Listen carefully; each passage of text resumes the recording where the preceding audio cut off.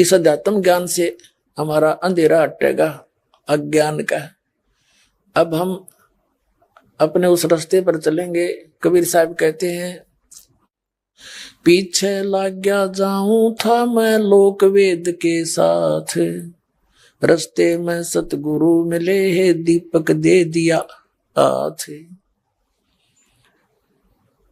क्या बताते हैं कबीर साहब, अपनी महिमा आप पर बखानी, आप पे दास बने, आप पे भगवान तो थे ही थे, आप पे सतगुरु बने, जगत गुरु बने, और एक अच्छे नागरिक का रोल भी मालिक ने किया कि अच्छा नेक नागरिक वही है जो भगवान की भक्ति करता है, परमात्मा के ज्ञान अध्यात्म ज्ञान से सब कर्मों से परिचित है, वो व्यक्ति बुरा काम नहीं कर सकता।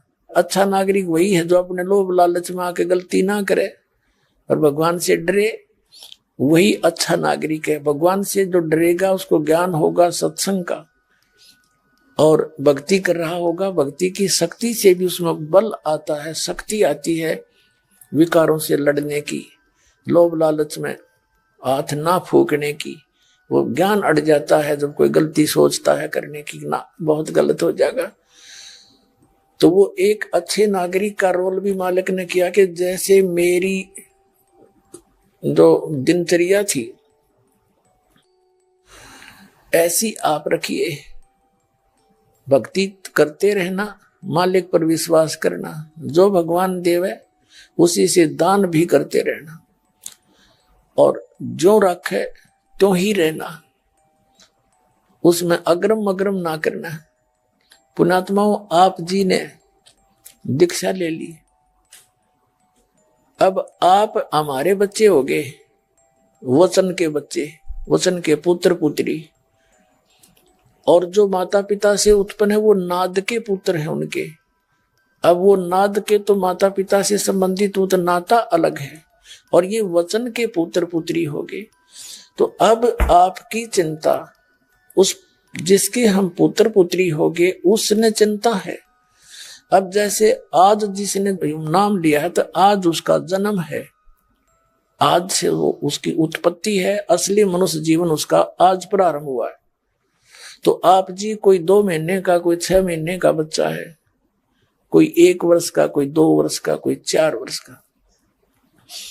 तो अब बच्चों की चिंता अपनी माता पिता को ही होती है। अब माता पिता जैसे बिल्ली बच्चे उत्पन्न करती है किसी घर में, कुछ दिन के बाद वो देखती है कि यहाँ मेरे बच्चे सुरक्षित नहीं रहेंगे, उनको वहां से उठाती है मुख में पकड़ के, और पहने दांत उसके, उन दांतों से वो दांत कष्ट भी करते हैं उस बच्चे को, और ऐसे लंबा लंबा हो जाता है दर्द में, लेकिन वो म्याऊ म्याऊ नहीं करता, वो ऑब्जेक्शन नहीं करता। उसको मालूम है मेरी माँ उठा रही है तो मेरे हित में ही ले जा रही है, पीड़ा मेरे हित में है। तो उसको ले जा करके बेचारी कहीं ना कहीं उछल कूद करके दूसरे घर में सुरक्षित छोड़ के आओगी, फिर दूसरे को, फिर तीसरे को, ऐसे ले जाएगी। तो उन बच्चों को भी ये ज्ञान होता है कि मैं अपनी माँ के मुख में हूं और ये पीड़ा भी है तो मेरे लिए हानि नहीं हो सकती, ये मुझे दर्द नहीं करना चाहती, ना कर सकती, ये थोड़ा बहुत पीड़ा है, ये अच्छी है, तो वो भी ऑब्जेक्शन नहीं करता। इसी प्रकार आप जी इस परमात्मा के चरणों में आने के उपरांत आपके हित में यदि कोई लाभ हानि आपको महसूस होती है तो एक नेक भगत उसमें ऑब्जेक्शन नहीं करेगा। बालक वाली बुद्धि कभी कमजोर संस्कार का व्यक्ति जो ऑब्जेक्शन करता रहता है, मैंने ये कर दिया मुझे, तो वो बालक बुद्धि या जिसने ज्ञान नहीं समझा, भगवान के विधान से परिचित नहीं, उसके मन में ये खुरापात एकाधी बार पैदा हो ही जाते हैं। मैंने इतना दान कर लिया, इतने दिन नाम लेते न लिए, मुझे फिर भी थोड़ा बहुत कष्ट है। तो यदि आपका नाम ठीक है, मर्यादा में चल रहे हो, तो ये दुख आपके लिए गॉड गिवन है, अनिवार्य होगा, ये जरूरी होगा, इसलिए है, अन्यथा नहीं रहेगा। या फिर आपका कोई नाम कर, आप मर्यादा पालन नहीं कर रहे, तो उस कारण से दुख है, दुख है।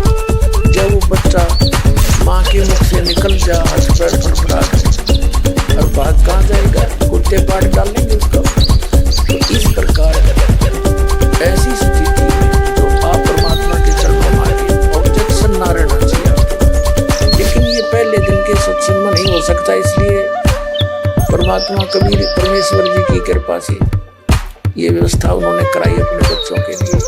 10वें दिन आपको ये अमृत सुनने को मिल रहा है। यहाँ आना भी आपके बस की बात नहीं है, ये सच करना। कदे कोई न सोचा मैं आ गया ना, या भूल ना करना। यहाँ आपको लेकर भी भगवान ही आता है, आपके सारे काम सेट करता है। काल की कैद से आपकी जमानत लेता है दाता कि इसमें 3 दिन छोड़ दे, फिर वापस छोड़ जाऊंगा तेरे यहाँ पर। तो मालिक को पता कि आने से ये इतना प्रबल हो जाएगा, इतनी भक्ति विज्ञान हो जाएगा। अब जैसे जेल के अंदर है व्यक्ति और वो जेल के नियमों का पालन करता हुआ टाइम पास करे तो उसको एक्स्ट्रा सजा नहीं मिलेगी। तो हम इस काल की जेल में नियमों का पालन नहीं करते तो हम और एक्स्ट्रा दुख इस जेल में पा रहे हैं। तो इस ज्ञान से हम और ऐसी गलती नहीं करेंगे जिससे हमें यहाँ का ये सुप्रीटेंट काल कोई और दुख नहीं दे सकता। इस ज्ञान को यहाँ इसलिए समझाने के लिए बुलाया जाता है। और फिर परमात्मा साथ रहेगा आपका। अब जैसे किसी मंत्री का व्यक्ति किसी भी कारण से झूठे या सच्चे मुकदमे में जेल में बंद हो जाए, उसने मर्यादा पालन तो करनी पड़ेगी नहीं जेल की, लेकिन वहाँ जेल की मत उसने तो और एक्स्ट्रा दे दी। तो अब आप उस परम पिता के बच्चे हो, उस कबीर साहब अक्षर ब्रह्म से आपका संपर्क हो गया। तो इस जेल के अंदर काल के लोग जब तक आप रहोगे तो आपको ये यहाँ का जेलर झांक भी नहीं सकता आपकी तरफ, लेकिन रहना नहीं है तो भक्ति करते रहना, ये नियम है मालिक। तो इस प्रकार परमात्मा कहते हैं कि सुख के माथे पत्थर पड़ो और पुण्यात्मा ये नियम है मन का। जब ये दुखी होता है तो आत्मा रोती है, यू साइड पकड़ जाता है और गलती सारी मन करवाता है। कबीर साहब कहते हैं मन के मते ना चालियो, मन है पक्का झूठ, नरले डूबे दरिया में फिर जा हाथ दे छूटी। इतने पाप करवा देता है, ऐसा कोई गलती करवा देता है, आत्मा को दुख होता है, यो अपना साइड पकड़ जाता है। तो परमात्मा कहते हैं कि जब आपको सुख हो जाए ये नकली यहाँ का, तो भगवान से दूर अवश्य हो जाए। आप देख रहे हो जो अच्छा कोई पोस्ट हो या कोई अच्छी मंत्री एमएलए मुख्यमंत्री का पद प्रधानमंत्री पद प्राप्त हो या कोई वैसे सुख यानी इस नकली सुख धन हो, अच्छी बड़ी कोई कार हो कोठी हो, अब उसने समझाने की चेष्टा करियो भक्ति के बारे में, कान्ना पे घटाड़ेगा जो छोड़ कोई और बात चला। अब वो सुख उसके लिए दुश्मन बनेगा उसका, फिर बनेगा गधा और कुमार मारेगा कड़े पर लठ। जब याद आवेगी इसका फिर वह बात बहुत दूर जा चुकी होती है। तो यहाँ परमात्मा कहते हैं इसे सुख का आग लगो जो भगवान का नाम बुला दे। कबीर साहब कहते हैं सुख का माथे पत्थर पड़ो, जो नाम हृदय ते जा,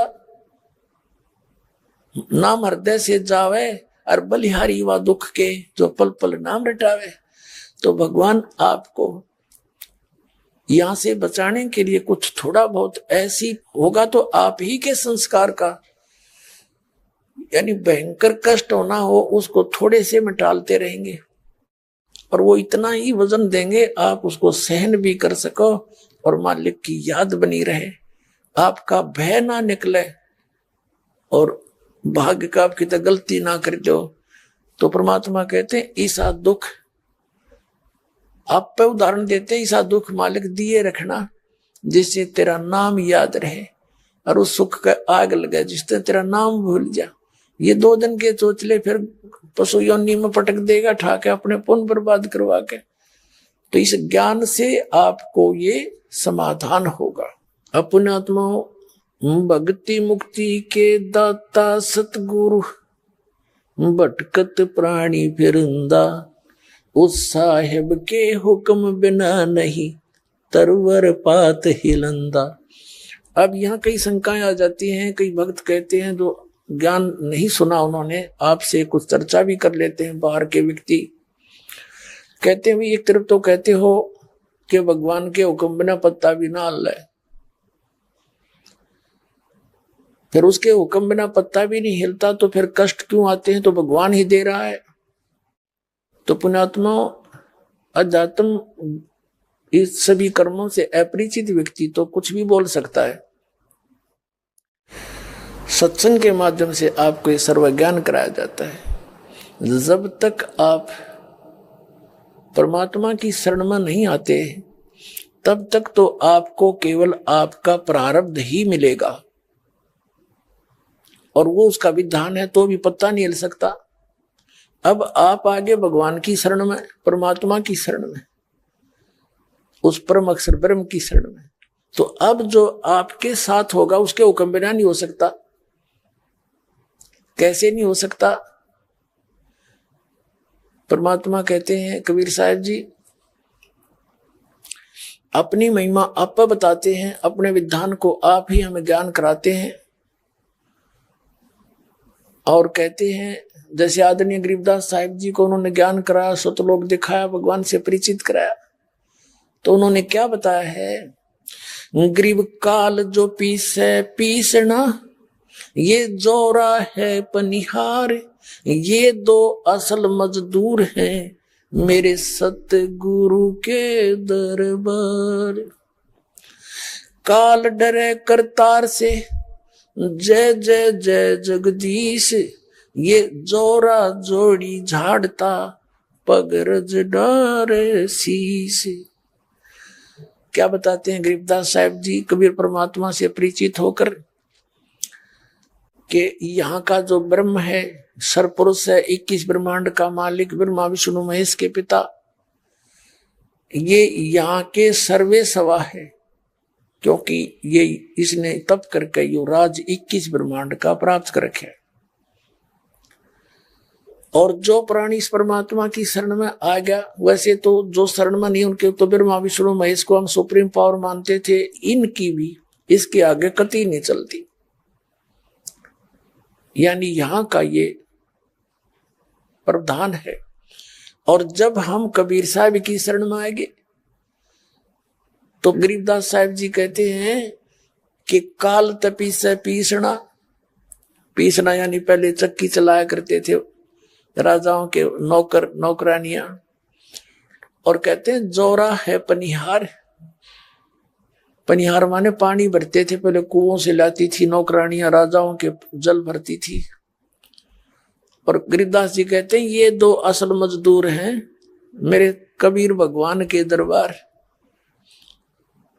काल तपी से पीसना यानी यहाँ का 21 ब्रह्मांड का स्वामी कबीर साहब का 1 नंबर का नौकर है, उसके हुक्म बिना इसकी हिम्मत नहीं कुछ इधर उधर कर दे। और ये जोरा यानी मौत, मृत्यु, अकाल मृत्यु, जैसे किसी को कभी खत्म कर दिया, इसकी कितना कुछ कर दिया, कहते ये है पनिहार, पानी भरे मालिक का। ये उदाहरण एक लोकोक्तियों के आधार से समझा है कि ये नौकर है मालिक के, उसके आदेश बिना ये कुछ भी हानि नहीं कर सकते। आप जी को जो परमात्मा के बच्चे हो गए इस वचन के। और फिर बताते हैं युग काल डरे करतार से, ये ज्योति निरंजन काल ब्रह्म ये कबीर करतार से डरता है। और काल डरे करतार से, जय जय जय जगदीश, और ये जोरा जोड़ी झाड़ता, जोरा माने मौत, कबीर साहब के जूते साफ करती है और पगरज डारे शीश। अब इसका अंदाजा ला लियो परमात्मा कबीर जी कितने सक्षम हैं, और इस काल और यहाँ की व्यवस्था कितनी सतीथी है उसके सामने। अपने आत्मा प्रसंग चला था, जिन महापुरुषों ने परमात्मा को देखा, साक्षात देखा, उसके सामर्थ्य से परिचित हुए, उन्होंने वो उनमें से कौन कौन है, उन्होंने क्या क्या परमात्मा की महिमा बताई। आदरणीय गरीबदास साहिब जी ने कहा, अनंत कोट ब्रह्मांड का एक रति नहीं भारे, सतगुरु पुरुष कबीर हैं ये कुल के सिरजनहारे। हम सुल्तानी नानक तारे दादू को उपदेश दिया, जात जुलाहा भेद न पाया वो काशी माहे कबीर हुआ। आदरणीय गरीबदास साहिब जी ने परमात्मा को देखा सतलोक सचखंड के अंदर, फिर वापस छोड़ा, तब उनके ज्ञान योग खोल दिया पीछे और आगे की सब कथाएं उसके सामने घूमने लगी। तब उन्होंने बताया कि हम सभी, इब्राहिम सुल्तान अधम, नानक जी और दादू जी कहते हम सभी, हम सुल्तानी नानक तारे और दादू को उपदेश दिया। वो जात जुलाहा भेद नहीं पाया, का सीमाएं कबीर हुआ, कति क्लियर कर दिया। आप जी को बहुत बार दिखा है और भी दिखाएंगे कि कबीर सागर के अंदर परमात्मा ने कहा था कि धर्मदास, इस काल ने मेरे नाम से 12 नकली कबीर पंथ चला रखे। इसने मेरे से पहले वर मांग लिया कि 3 युगों में जीव कम ले जाना, और चौथा युग कलयुग जब आवे कितने जीव पार कर लियो।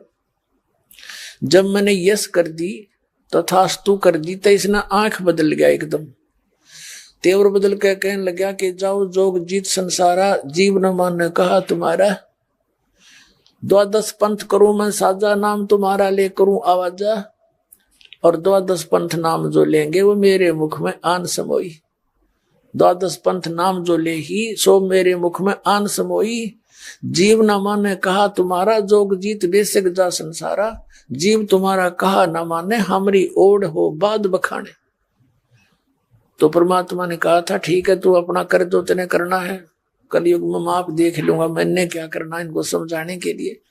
तो उसमें बताया कि 12वां पंथ गरीबदास जी का होगा। संवत 1774 में, यानी सन 1717 में आदरणीय गरीबदास साहिब जी का गांव छुरानी, जिला दद्दर, हरियाणा में जन्म हुआ था। तो वो 12वां पंथ गरीबदास जी का पंथ है।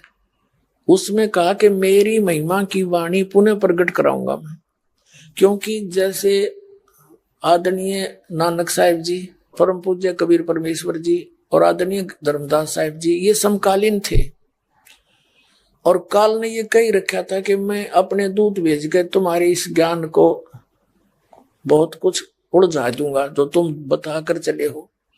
यही उद्देश्य था। उसने 12 पंथ चला दिए, और उधर से नानक साहिब जी की जो विशेष वाणियां थी उन्होंने तो बहुत बड़ा प्रचार किया था, सारे देश में घूम घूम के। तो बहुत सी वाणियां उनकी संग्रह नहीं हो पाई, क्योंकि 4-5 पीढ़ी जा चुकी थी जब जाके वो ज्ञान का संग्रह शुरू हुआ था। ये भी काल का एक जाल था। उसकी सबकी पूर्ति के लिए जो कबीर सागर में थोड़ा बहुत इन्होंने फेरबदल किया अपनी सूझबूझ से, उसकी पूर्ति, और जो ये इनको नहीं अच्छा लगा कि ये तुम्हें कोई बाधक नहीं है, कबीर पंथिया ने वो नहीं छेड़ा, वो न्यू का न्यू रख दिया। वो आज हमारे वो भी समर्थन, फिर गरीबदास जी को परमात्मा मिले वापस छोड़ा, दादू जी को मिले वापस छोड़ा, तो उनका समर्थन साथ है।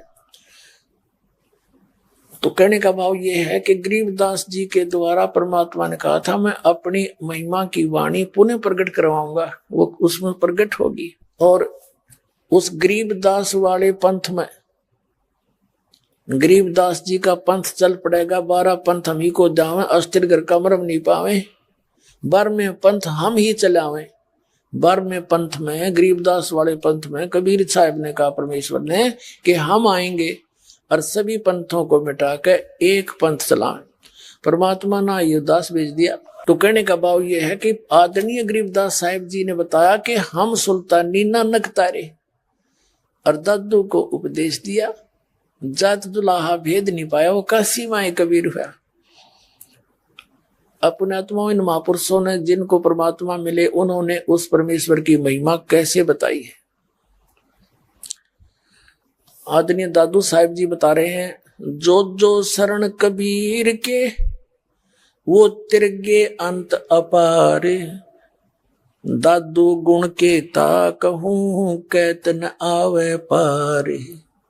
जो जो शरण कबीर के तिरगे अंत अपार। और दादू साहिब कहते हैं मैं क्या गुणगान करूं उस परमपिता की महिमा, इन शब्दों से मैं बोल नहीं पाऊंगा। कबीर करता आप है दूजा ना कोई, दादू पूर्ण जगत को भक्ति दृढ़ावन सोए। दादू साहब जी कहते हैं कबीर करता आप है और दूजा ना कोई, और दादू पूरे जगत को सत भक्ति दृढ़ावत सोए। यथार्थ ज्ञान तो कबीर साहब ही देते हैं, पूरे जगत के जगत गुरु हैं। ठेका पूरा होवे जब सब कोई तजे शरीर, दादू काल गंजे नहीं जपे जो नाम कबीर।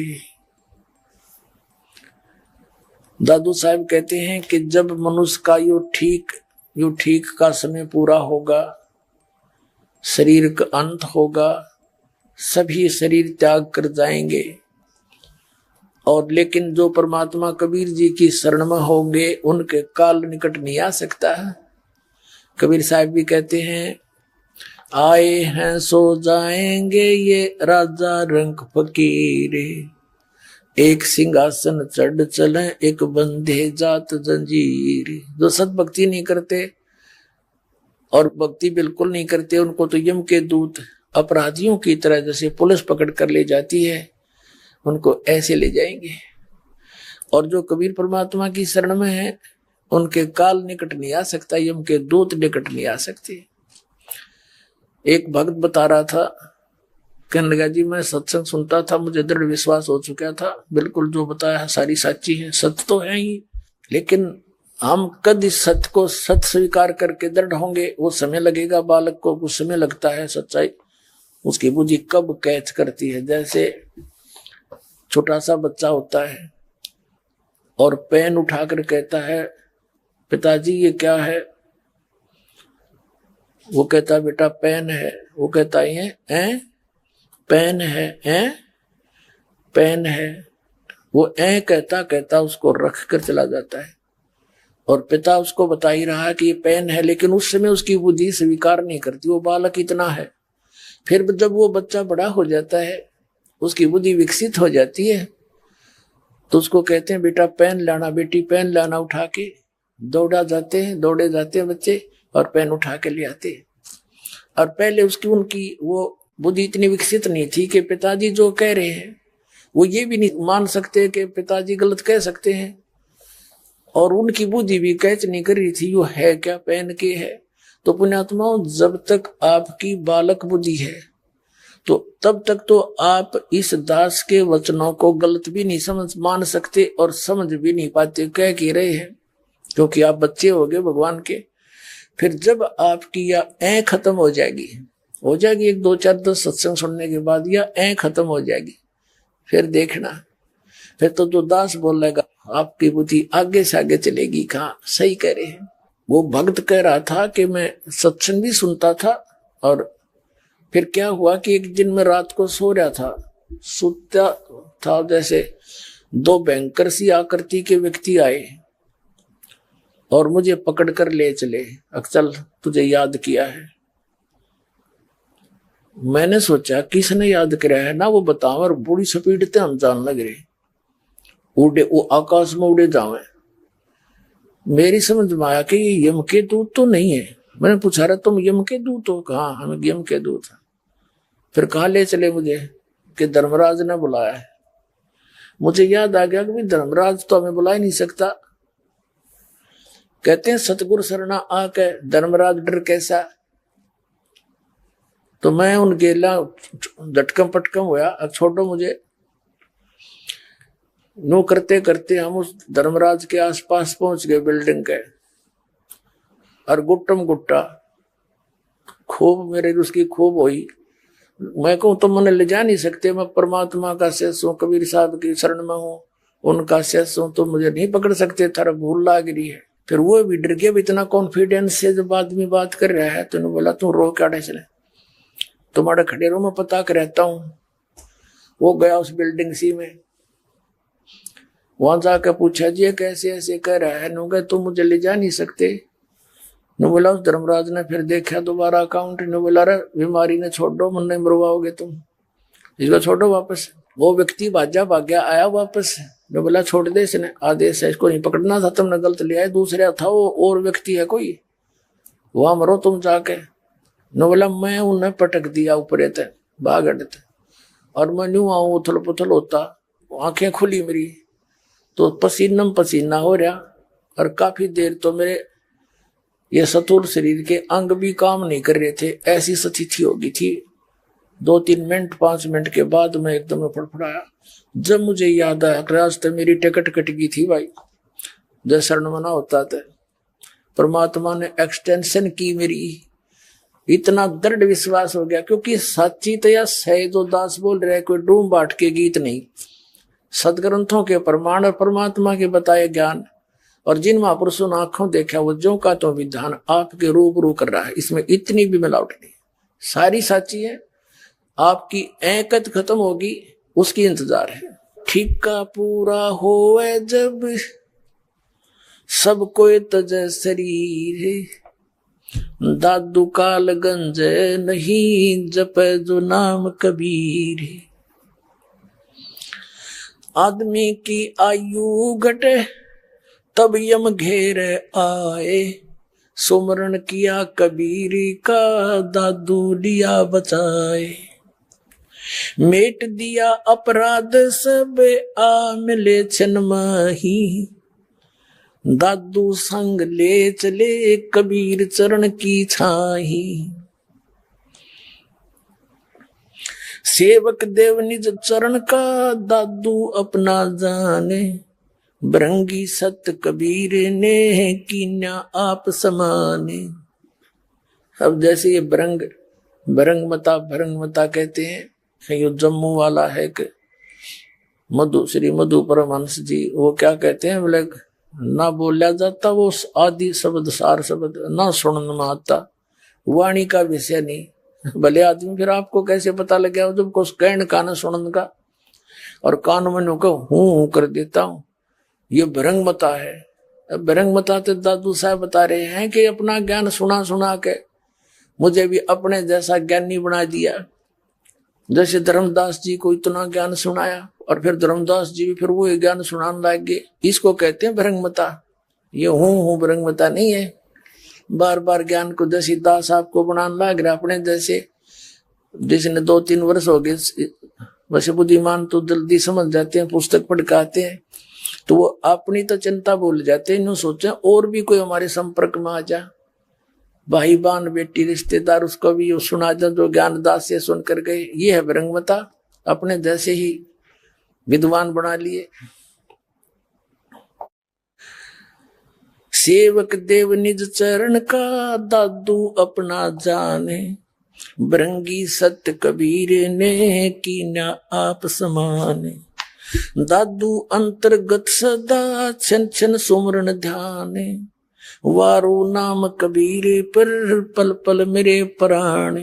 सुन सुन साख कबीर की ये काल नवावे माथे, धन धन तीनों लोक में है दादू जोड़े हाथे। ओए होए। दादू साहब जी कहते हैं कबीर साहब की महिमा सुनके, महिमा की साखी सुनके युग काल का भी माथा झुक जाता है कि समर्थ शक्ति तो वही है। और कहते धन धन तीनों लोक में, कबीर परमात्मा की सब जगह बोलबाला है, पर हम पहचान नहीं पाते। दादू जोड़े हाथ। केरी नाम कबीर का ये विखम काल गजराजे, दादू भजन प्रताप से ये भाग गए सुनत आवाजे। ओह, अब यहाँ क्या बताते हैं कि ये काल कहता है गीता जी अध्याय नंबर 15 के श्लोक नंबर 18 में कि जितने प्राणी मेरे अंतर्गत हैं, चाहे जीव आत्मा है, चाहे ये स्थूल शरीर में मनुष्य है, पशु पक्षी है, मैं इनसे तगड़ा हूं, उत्तम हूं, श्रेष्ठ हूं, मजबूत हूं, इसलिए मैं पुरुषोत्तम प्रसिद्ध हूं। लोक वेद के आधार से मैं पुरुषोत्तम प्रसिद्ध हो रहा हूं, मैं पुरुषोत्तम नहीं। गीता अध्याय नंबर 15 के श्लोक नंबर 17 में बताया गया कि उत्तम पुरुष तो अन्य परमात्मा इति उदाहरते, ये लोग चरमावेश विवर्ती अवैश्वर है, वो है उत्तम पुरुष पुरुषोत्तम।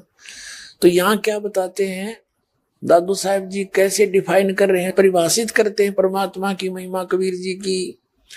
केरी नाम कबीर का ये विखम काल गजराजे, दादू भजन प्रताप से ये भाग गए सुनत आवाजे। कि परमात्मा का जो सत मंत्र है, आदि नाम है, उस मंत्र का जाप करना है और वो परमात्मा का जो आदि नाम यानी सार शब्द मंत्र है, सार नाम, उसमें इतना प्रबल है समझो, जैसे काल को तो समझो हाथियों का राजा गजराज, यानी वो भी कोई छोटी शक्ति नहीं होता। और कहते हैं परमात्मा के इस मंत्र की शक्ति ऐसी जानो जैसे केहरी यानी बब्बर शेर, और जब धाड़ मारता है और हाथी अकेला कहीं आसपास हो शेर के लीड कर देता है, और इतनी स्पीड तो भागने की सोचे यहां से निकल जितना जल्दी। तो क्या कहते हैं कि केरी नाम कबीर का, और विखम यानी यो भी खतरनाक है, काल भी समझो, हाथी समझो काल को, कोई छोटा जानवर नहीं है हाथी, लेकिन केरी बब्बर शेर के सामने वो भी फ्यूज हो जाता है, डर के भाग लेता है। तो इतनी भिन्नता और सामर्थ्य का अंतर बता रहे हैं दादू साहब जी। केरी नाम कबीर का ये विषम काल गजराज, दादू भजन प्रताप से ये भाग्य सुनत आवाज। पल एक नाम कबीर का दादू मन चितलावे, हाथी के असवार को ये स्वान काल नहीं खावे। इन महापुरुषों ने कैसी एक प्यारी परिभाषा बताई है परमात्मा के सामर्थ्य की और काल से तुलना की है। पहले तो बता दिया कि परमात्मा का मंत्र नाम जो आदि नाम सार नाम, ये तो केरी बब्बर शेर समझ लो, और काल यहाँ का जो व्यवस्थक है ये भी कोई छोटी बात नहीं, लेकिन उसके सामने उसकी पार बसावा नहीं। अब इस उदाहरण को दूसरी तरफ से देते हैं कि जैसे आप जी परमात्मा कबीर जी की शरण में आगे इस दास से नाम ले लिया, आप इस काल की पहुंच से इतने दूर हो गए, आपको ये हानि नहीं कर सकता। जैसे हाथी के ऊपर बैठे व्यक्ति को कोई समान यानी कुत्ता कुछ भी हानि नहीं कर सकता, उसकी पहुंच से बाहर हो गया वो, भले ही वो भौंकता रहे, गुर गुर करता रहे दूर से, पर वो ना तो हाथी का निकटा सकता। उसको पता है एक सूंड मार दिया तेरे तो चांद का निपा हो जाएंगे। और दूसरा उसकी पहुंच से इतनी दूर हो गया वो कुछ नहीं कर सकता, बाकी घुर घुर दूर तो भौंकण की आदत उसकी हो सब से करता रहे, तुम डरियो मत। कहने का भाव ये है कि जब आप परमात्मा की शरण में आ जाते हो, कोई आपने मिसगाइड कर दे, कोई भकान की चेष्टा करे, तुम डर के हाथी तो उतर गए तो कुत्ता खावेगा, फिर तो आप पहुंच गए उसकी रीच में। और हाथी तो ना उतरे, यानी शरण नहीं छोड़ी, मालिक की नियम नहीं भंग करा और पूजा नहीं की, कोई मर्यादा भंग की, तो आप इतने सेफ हो, इतने सुरक्षित हो जैसे हाथी पर बैठे व्यक्ति को ये काल रूपी कुत्ता हानि नहीं कर सकता। दादू साहब जी बता रहे हैं, पल एक नाम कबीर का दादू मन चितलावे, अस्थि के असवार को स्वान काल ना खावे। सुमरत नाम कबीर का ये कटे काल की पीड़े, दादू दिन दिन ऊंचा होवे परमानंद सुख सीरे। दादू नाम कबीर की जय कोई लेवे ओटे, तिनको कभू लागे नहीं ये काल वज्र की चोटे। ओहो, कबीर साहब कहते हैं पल पल पर यू तक तक मारे काल अचानक बाना। पल पल पर पग पग पर यू तक तक मारे काल, काल अचानक बाण। कैसे मारता है? जैसे एक बार पोलैंड देश का पूरा मंत्रिमंडल एक जहाज में बैठकर मंत्री, मुख्यमंत्री, उनके प्रधानमंत्री, अन्य मंत्रीगण, एमपी जहाज में बैठे जाते किसी का शोक व्यक्त करने, कोई ऐसा कोई राजनेता मर गया था, मुंह काट जाते वो आप मर गए, एक्सीडेंट हो गया। अब काल का मार दिया उसने तीर, कोई प्रोटेक्शन था नहीं, वो नहीं बच पाए। फिर क्या बता, और भी बहुत से प्रमाण आपको देखते हैं। कई मुख्यमंत्रियों की, मंत्रियों की कहानी आप सुनते हो, अपने हेलीकॉप्टर से के दुर्घटनाग्रस्त होने से खत्म हो गए, ना जाने के उम्मीद लेकर जा रहे थे, जल्दी जाएंगे जल्दी आएंगे, परमात्मा कहते हैं या काल की डुगडुगी देर, काल ने डुगडुगी दे रखी माया तुम्हारे को, इसने बजाते बजाते मर जाओगे या पूरी नहीं होगी तुम्हारी। जो काम इस मनुष्य जीवन से करना था वो तुमने स्टार्ट भी नहीं किया। तो क्या कहते हैं, जब लग हंसा हमारी आना, काल लगे ना तुम्हारा बाना। कबीर साहब कहते हैं कि जब लग ये जीव मेरी मर्यादा में रहेगा, आन में रहेगा, तो काल तेरा कोई तीर नहीं लगेगा, तेरा अटैक नहीं लगेगा किसी भी प्रकार का। जैसे कोई दुर्घटना में मार देता है, कोई ऐसा भयंकर रोग कर देता है, या और तरह से कोई हानि करता है, कहते ये तेरे तीर मेरे उस आत्मा का नहीं लगेंगे जो मेरी शरण में मर्यादा में रहता है। दादू नाम कबीर की जय कोई लेवे ओटे, उनको कभू लागे नहीं ये काल वजर की चोटे। और संत सब कूप हैं केते झरीता नीर, दादू अगम अपारे है वो दरिया सत्य कबीर। देख कैसी प्यारी परिभाषा दी है और भिन्नता बताई है।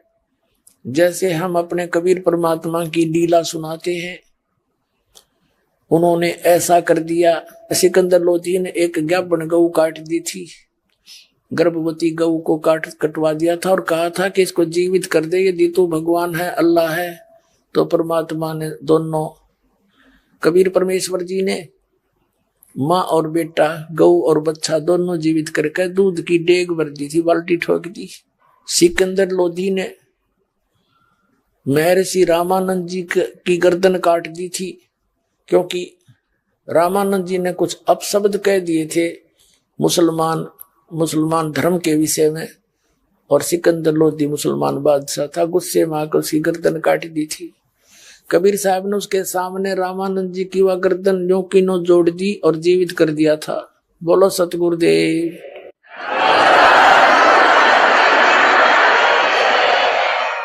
एक शेख तकी नाम का सिकंदर लोधी का धार्मिक गुरु था, मुसलमान।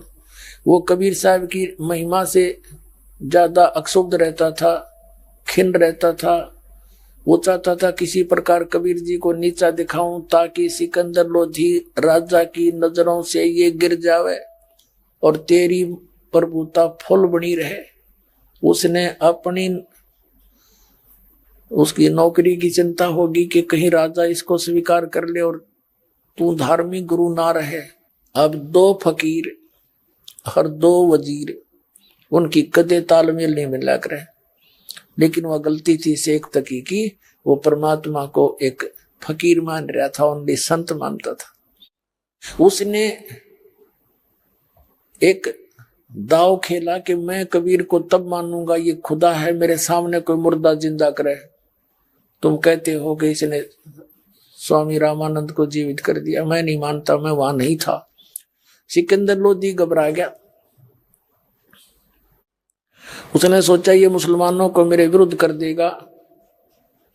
इस टेंशन से बड़ा दुखी था। परमात्मा अंतर्यामी थे कबीर जी।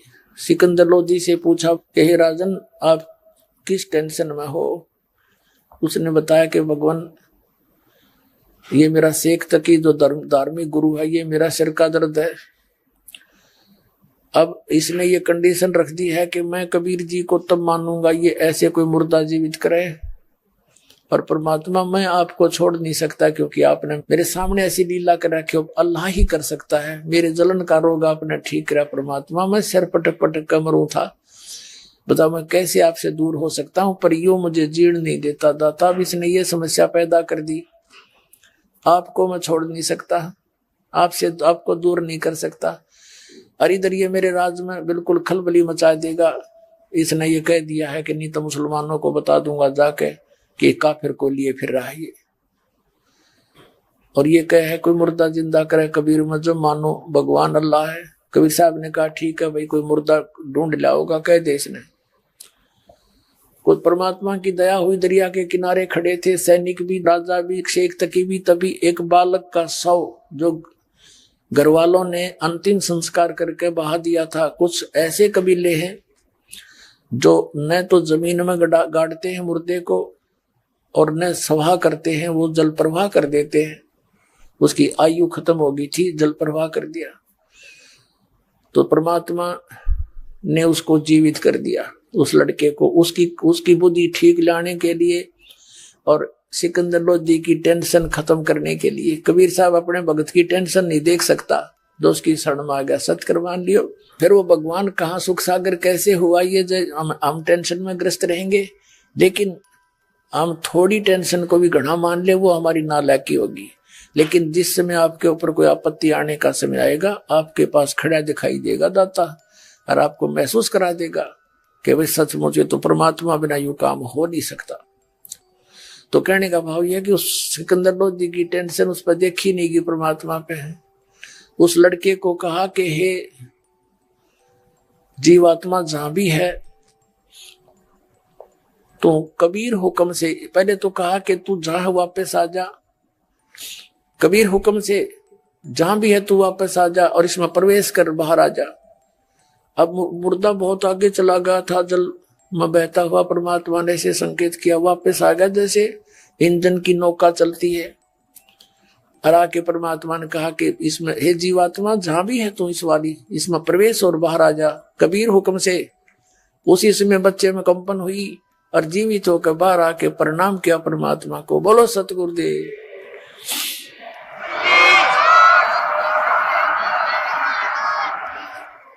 ये परमेश्वर कबीर जी के मुंह बोले, फिर पुत्र कहलाए, उनके साथ रहे। फिर शेख तकी सिकंदर लोधी के धार्मिक गुरु की बेटी 10-12 वर्ष की मृत्यु को प्राप्त हो चुकी थी, उसको कब्र में दबा दिया था।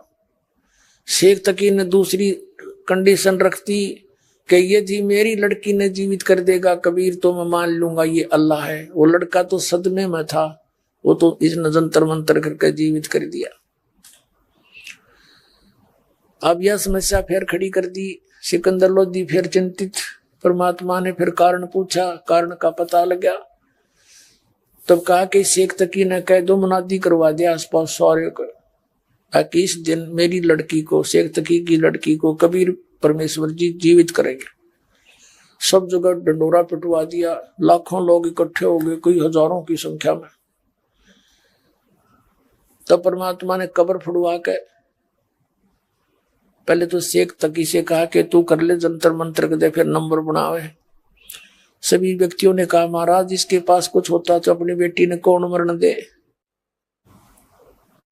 आप ही दया बख्शो। परमात्मा ने कहा कि शेख तकी की लड़की जीवित हो जा।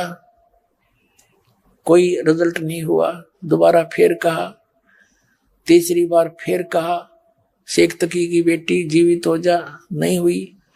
शेख तकी ने डांस करना शुरू कर दिया, देखा चोर की चोरी पकड़ी गई, मुर्दे कभी जिंदे होते हैं लोगों देखो। परमात्मा चाहते इसने नाच लेने दे थोड़ा सा। अब उसने कमी आत्मा ने अपनी बेटी के जीवित ना होने का दुख नहीं बल्कि खुशी मनाई कबीर साहब के हारने की। तब परमात्मा ने कहा कि बंगड़ा बंद कर शेख तकी, डट जा। तब कहा हे जीवात्मा जहां भी है कबीर हुक्म से इसमें प्रवेश कर, 100 बार बाहर आ जा। उसी समय लड़की ऐसे कांपने लगी, एकदम बैठी हुई फड़क देसी आके दंडवत प्रणाम किया। परमात्मा ने कहा कि जा बेटी अपने पिता के साथ, शेख तकी के साथ। तब उस लड़की ने 1.5 घंटे तक प्रवचन किया। वहां लाखों कोई 1000 लोग खड़े थे। कहा कि लोगों ये भगवान है, अल्लाह अकबर है, ये सामने खड़ा। अपनी पिछली बैक हिस्ट्री सुनाई कि मैं पहले इनसे कभी मिली थी 2-3 जन्म पहले। इनकी भक्ति मैंने 3-4 वर्ष की थी, फिर मैंने लोक लाजमा कर छोड़ दी थी। उसके बाद 2 जन्म मेरे और हुए थे। ये जन्म मेरा उस भक्ति के कारण ही मनुष्य के लगातार मिलते आ रहे थे। अब मेरा प्रारब्ध मनुष्य जीवन का इतना ही था। अब आगे में 84 लाख योनियों में जाने की तैयारी में थी। इस दयालु मेरे परम पिता वहां पहुंचे और मेरे को वहां से लाए हैं और चल बेटी तेरी उम्र बढ़ाऊंगा, तुझे भक्ति करवाऊंगा, तेने तो गलती कर दी थी। लोगों यू भगवान आ रहा है, शेख तकी आंख खोल ले, तू पिता नहीं मेरा दुश्मन है जब तू मेरे भगवान के साथ ऐसी बकवाद कर रहा है। तो कई हजार व्यक्तियों ने नाम लिया परमात्मा की चमत्कार और इस लीला और प्रमाण को देखकर। बोलो सतगुरुदेव।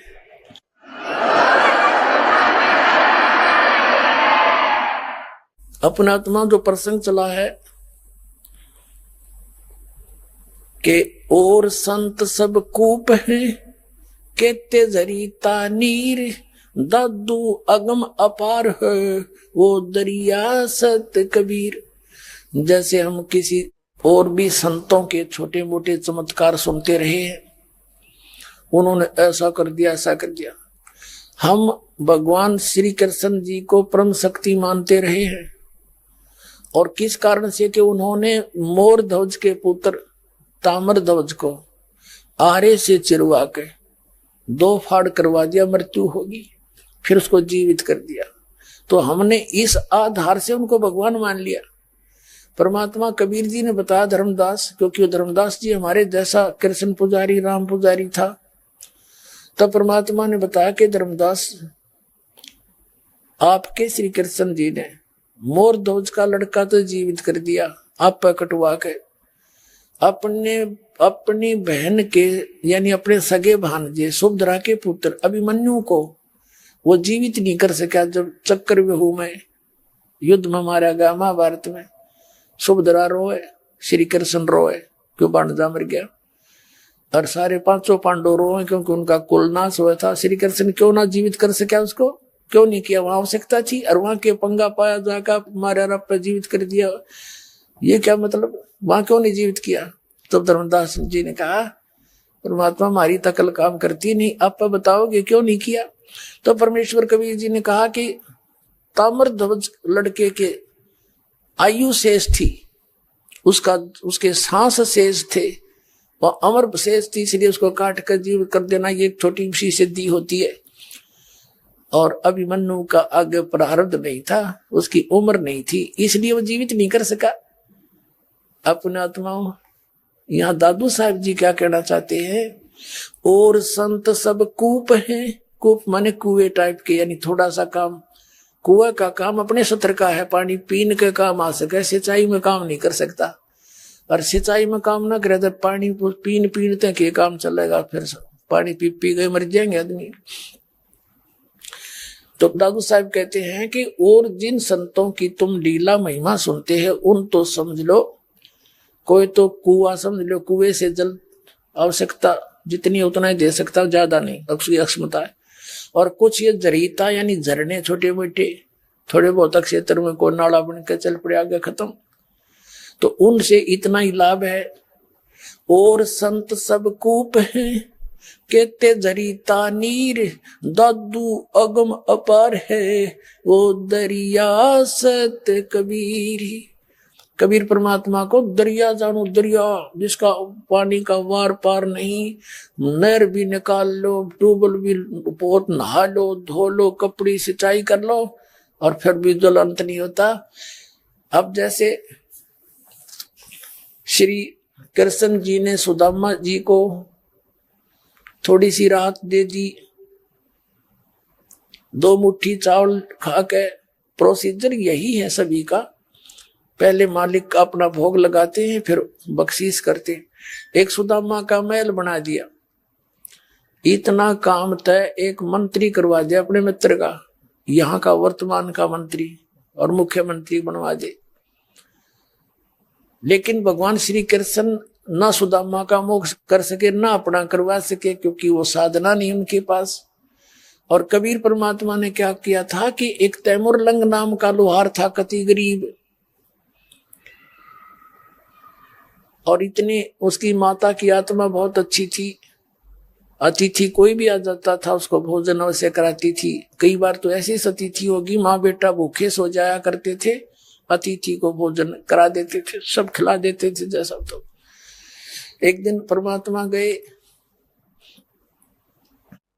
तैमुरलंग बकरियां चरा रहा था बाहर खेतों में, यानी वो पाली लगा हुआ था, किराए बकरियां उन धनियों की होती थी, जमींदारों की, वो उसके बदले में थोड़ा बहुत अन्न महीने 2 महीने में 6 महीने में देते थे, ऐसे वो अपना नौकरी करता था। तो वहां परमात्मा जिंदा महात्मा के रूप में पहुंच गए कबीर जी। और तमरलंग ने आदत थी कि महाराज भोजन की सुनाओ। परमात्मा बोले भाई ठीक है भोजन तो करेंगे। घर से गया, अपनी माँ से कहा माँ एक महात्मा रहा चलता व्यक्ति बहुत भूखा है, भोजन। तो माता ने क्या देखा, थोड़ा सा वो आटा था, 2 रोटी का आटा था, बस बना के ले आई सारा और परमात्मा के सामने रख दिया। और बुढ़िया हाथ जोड़कर बार बार न्यू कहे महाराज जी हम बहुत गरीब हैं, हम निर्धन बहुत गणे हैं, ये परमात्मा दया बख्शियो। परमात्मा खाना खा रहे थे उन साधु संत के रूप में, 1 रोटी खा ली। इतने माई ने को कम से कम 10 बार बात दोहरा दी, ये महाराज कई बार तो भूखे सोना पड़ता है। उसको मालूम था साधु संत आशीर्वाद दे दे तो बहुत कुछ लाभ होता है। खाना 1 रोटी खाकर मालिक ने, वहां एक बेल पड़ी थी बकरी बांधन की, उसको ऐसे 4 बार मोड़ दिया, अन्यों पकड़न जोगी कर ली। खड़ा होके उसके ऐसे उसके बेटे गए, वो 7 मारी, वो बेल मोड़ रखी थी ना बकरी बांधन की, वो इतनी को होगी थी, पकड़ के 1 2 3 और 7 मारी गिड़क के, और फिर लात मारे, फिर मुक्के मारे, जैसे वैसे मजाक सा कर। अब बुढ़िया ने उसकी माँ ने सोचा यू महाराज जी को मेंटल है, और मैंने इसको कई बार टोक दिया, यू नाराज हो गया, मेरा बेटा कूट दिया। कहने लगे महाराज जी क्या गलती कर दी मेरे पुत्र ने। तो परमात्मा ने कहा कि माई तेरे बेटे को जो पहले 7 मारी है ना ये सांगल बेल, तेरे बेटे को 7 पीढ़ी का राज बख्श दिया तेरे वंश को। आगे लात मुक्के मारे ना फिर तेरा राज छोटे टुकड़ों में बट जाएगा। बुढ़िया ने सोची ये तो सचमुच मेंटल है, रोटी खान की नहीं, हरनों के तेरा बेटा राजा बनेगा। पुणात्माओं तैमूरलंग से लेकर औरंगजेब तक 7 पीढ़ी का राज्य रहा था इस पे, दिल्ली के शासन पे। उसके बाद ये टुकड़ों में बैठ गया था, ये इतिहास गवाह है। तो ये परमात्मा ने उसको मोक्ष भी दिया और राज भी दिया। तो कृष्ण जी ने क्या दिया, एक ढूंढ बना दिया, 2 रोटी का व्योत कर दिया। क्या यही सामर्थ्यता है? तो यहाँ क्या कहना चाहते हैं दादू साहब, और संत सब कूप हैं केते जरी तानीरे, दादू अगम अपारे है वो दरिया सत्य कबीर। अब ही तेरी सब मिटे ये जन्म मरण की पीड़े, श्वास उश्वास सुमर ले दादू नाम कबीर। कहते इसे जन्म में तेरे जन्म मरण की ये दुख मिट जाएगा। उस कबीर परमात्मा के उस सच्चे नाम को, सार नाम को जो तुझे दिया जाएगा, उसको श्वास उश्वास से सिमरण करना है। कोई निर्गुण में रीझ रहा, कोई सरगुण ठहरावे, दादू गति कबीर की मोह पे कहीं ना जाए। दादू नाम कबीर का सुन के कांपे काले, नाम भरोसे नर चले होए न बाका वाले। जिन मोह को निज नाम दिया सोई सतगुरु हमारे, दादू दूसरा कोई नहीं कबीर सिरजनहारे। अपना आत्माओं आपको ये सत्यनारायण कथा सुना रहा है ये दास। सत्यनारायण का अर्थ होता है अविनाशी परमात्मा, नारायण का अर्थ होता है जल के ऊपर आकर निवास करने वाला। अब हमने श्री विष्णु जी को सत्यनारायण मान लिया, शेषनाग के ऊपर लौट रहे हैं इसलिए नारायण मान लिया। ये हमारी बुद्धि का सतर कमजोर था क्योंकि हमने ज्ञान ठीक ना मिला। प्रत्येक युग में वो परमात्मा पूर्ण ब्रह्म सत्य पुरुष सत्यनारायण, सत्य माने अविनाशी, नारायण माने जल के ऊपर आकर प्रकट होने वाला वो परमात्मा। सतलोक से चलकर आते हैं, प्रत्येक युग में लीला करते हैं। एक कमल के फूल पर, कमल का फूल तो जल में ही होता है, सरोवर में आके एक शिशु रूप धारण करके निवास करते हैं, जिस कारण से वो नारायण कहलाते हैं। और सत्य अविनाशी है ही वो, हम उसको सत साहिब बोलते हैं।